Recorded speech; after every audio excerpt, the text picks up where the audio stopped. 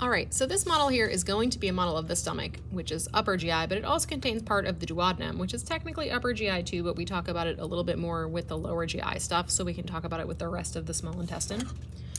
So this model over here, this is going to be the stomach, right? And so let's go like this. You can see this is going to be where the esophagus was. This is going to be the lower esophageal sphincter. We can also call it the cardiac sphincter. The area of the stomach that's like right at the opening of the cardiac sphincter is going to be the cardia. This little bulge at the top of the stomach is going to be the fundus. This main part of the stomach is going to be the body of the stomach, and this little tail part over here is going to be really this little tail part over here is the duodenum. And down here we can see this is going to be the duodenal sphincter. So we've got the cardiac sphincter up here, the pyloric sphincter in the duodenum. So the pyloric sphincter is going to regulate passage of material from the stomach into the small intestine. The cardiac sphincter, or the lower esophageal sphincter, is going to regulate passage of material from the esophagus into the stomach. We can also see some curves of the stomach. This little guy right here is the lesser curvature of the stomach because it's sort of shorter. And this big one all the way around the whole back area, this is going to be the greater curvature of the stomach.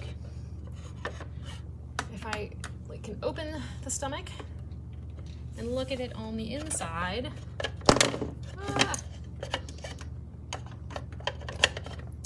All right, as we open the stomach, we can look at it on the inside. And then we can see here, this is the esophagus. This is going to be that cardiac sphincter or lower esophageal sphincter. Then this is kind of the cardia right over here.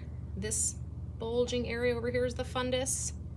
Then this main part is the body, and then this guy over here is going to be the duodenum, and then this guy over here is going to be the pyloric sphincter over here, pyloric sphincter, and that's going to exit into the first part of the small intestine, which is the duodenum.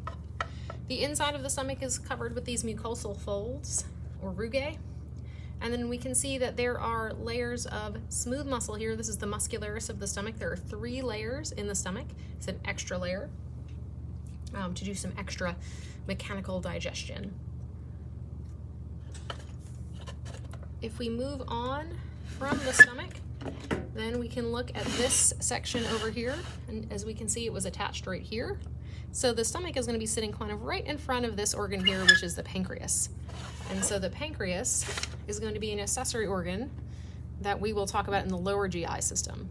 And so this pancreas here is going to be both part of the endocrine system as well as an accessory digestive organ, and so it has an endocrine function, which means it secretes the hormones insulin and glucagon, but it also has an exocrine function, and that's what these ducts are for. It's going to secrete pancreatic juices into the duodenum right here.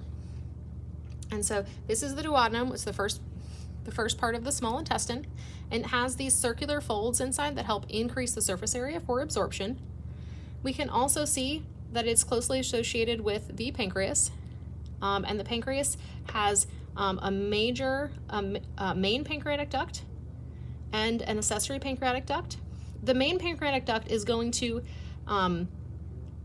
merge with the common bile duct. So you can see here this green part that's coming right through here, that's the common bile duct. That would be coming from the gallbladder. And so that common bile duct is going to merge with the main pancreatic duct, and then they're going to, you can sort of see right there, they enter into the duodenum at this major duodenal papilla. You may also see this area over here called the hepatopancreatic ampulla, which is there's like a smooth muscle here that regulates when all of this is released into the duodenum. Your accessory pancreatic duct is going to be the one that does not travel with the main bile duct, or the common bile duct, excuse me, and it's going to open up at this minor duodenal papilla. And both of those are going to secrete digestive enzymes into the duodenum to mix up with the chyme to help with digestion. All right, and that's about it for this model.